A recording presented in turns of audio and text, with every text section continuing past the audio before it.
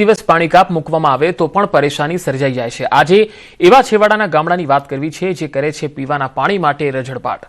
મધ્યપ્રદેશની સરહદે આવેલા અંતરિયાળ ગામ વગુદન અમારી ટીમ પહોંચી, જે ગામ આજે પીવાના પાણી વગર તરસી રહ્યું છે। આ ગામમાં નળ સે જળ યોજના હેઠળ નળ તો લગાવાયા છે, પરંતુ પાણી આજ સુધી આવ્યું નથી। ગામના હેન્ડપંપ પણ સૂકા બન્યા છે। કલાકો સુધી હેન્ડપંપ હલાવ્યા બાદ પણ પાણીનું એક ટીપું નથી મળતું। અત્યારે ગામની મહિલાઓ માટે રોજની શરૂઆત પાણીની શોધ સાથે થાય છે। ગામના છેવાડે આવેલો એક એવો ખાનગી કૂવો હાલમાં ગામ લોકો માટે આશાનો એકમાત્ર આધાર છે, પરંતુ આ કૂવા પરથી પાણી મેળવવું પણ ખૂબ જોખમી સાબિત થઈ રહ્યું છે। મહિલાઓ જીવના જોખમે ડોલ કૂવામાં ઉતારી પાણી ભરે છે। જરા પણ ચૂક થાય તો સીધા કૂવામાં ખાબકવાનો ભય રહે છે। છતાં કોઈ બીજો પાણીનો સ્ત્રોત ન હોવાથી મહિલાઓ મજબૂરીમાં આ જોખમ ઉઠાવી રહી છે। જો કે કૂવાનું પાણી પીવાલાયક નથી, મજબૂરીમાં પીવું પડે છે। અમારે પાણીની બહુ તકલીફ છે અને વગુડાણ ગામમાં અને અમે કંઈકથી ફરવા જઈએ અને અમારે ઢોરાને બધાને પીવડાવવાની તો બહુ તકલીફ છે। પછી કૂવામાં પાણી કાઢવા આવીએ તો પડી જવાય ને ચક્કર આવી જાય। પછી ગંદુ પાણી આવે, કેવી રીતે પીવાનું હોય? અને તમે અમારે પાણીની સગવડ કરવાની છે।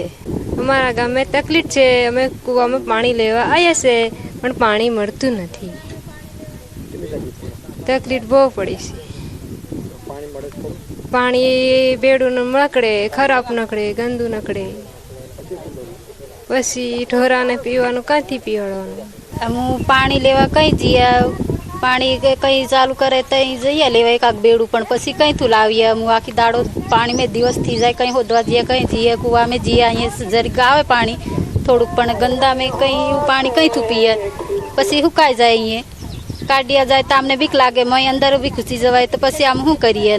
એવું થાય એટલે અને અમને પાણી જોઈએ દાડીને આમ રોજ કઈ હોદવા લેવા જઈએ।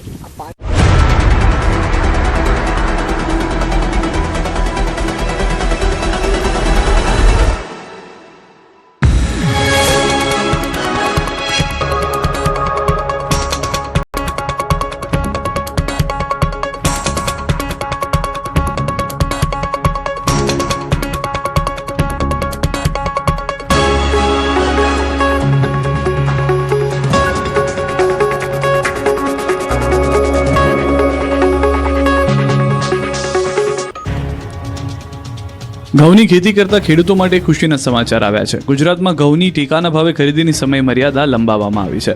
રવિ માર્કેટિંગ સિઝન 2026-27 અંતર્ગત ખેડૂતોને વધુ લાભ મળે તે માટે મહત્વનો નિર્ણય લેવાયો છે। ઘઉં ખરીદીની અગાઉની સમય મર્યાદા 15 મે 2026 હતી, હવે નવી સમય મર્યાદા 15 જૂન 2026 સુધી વધારવામાં આવી છે। ગુજરાત રાજ્ય નાગરિક પુરવઠા નિગમ દ્વારા સત્તાવાર જાહેરાત કરાઈ છે। વધુમાં વધુ ખેડૂતો ટેકાના ભાવે ઘઉં વેચી શકે તે હેતુથી નિર્ણય લેવામાં આવ્યો છે। ખેડૂતોની નજીકના ખરીદ કેન્દ્ર પર જરૂરી દસ્તાવેજો સાથે સંપર્ક કરવા અપીલ કરાઈ। નવા રજીસ્ટ્રેશન માટે ટૂંક સમયમાં પોર્ટલ પર કાર્યવાહી પણ શરૂ કરાશે।